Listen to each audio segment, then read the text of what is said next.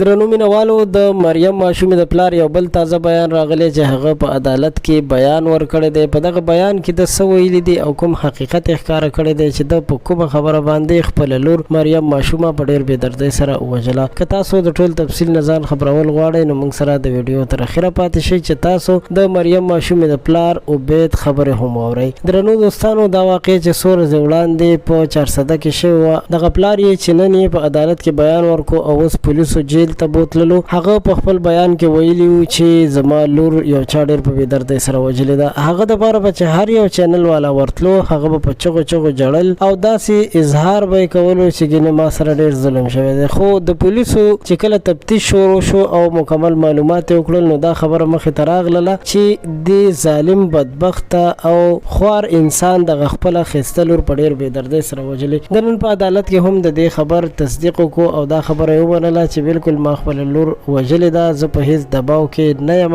چې ګینې په ما باندې چې څوک په زوره دروغ بیان ورکړي. هغه وایي چې ما بالکل خپله لور وژلې ده او داسې هم ویل کېږي چې دا په خپل دغه جرم باندې پښیمانتیا ښودلې ده. خو اوس د پښیمانتیا نه هېڅ هم نه جوړېږي. د ګل په شانتې ماشومه یې ووژله، د هغې مور یې په زړه سوری کړله او ډېر زیات ظلم یې ورسره وکړو. حکومت له پکار دی چې اوس دله داسې پانسي داسې سخته سزا ورکړي چې نور خلک ترېنه عبرت واخلي، ځکه چې دې ظالم خپله ښکلې لور چې ایله 15 کاله عمر یې لرلو په داسې تیره اوزار باندې حلاله کړې ده چې د هغې مرۍ ټوله سیرې سیرې وه. دغه د اختر په ورځ باندې چې خلک قربانۍ نه کوي نو دې ظالم انسان خپله لور رانیولې ده، په ډېر بېدردۍ سره یې وژلې ده. دا ظالم عبید نوم یې دی. اوس پولیسو جیل ته منتقل کو او امید لرو چې د دې نه پس ورته د 500 سزا ورول شي او سخته نه سخته سزا به ورته ورکړل شي.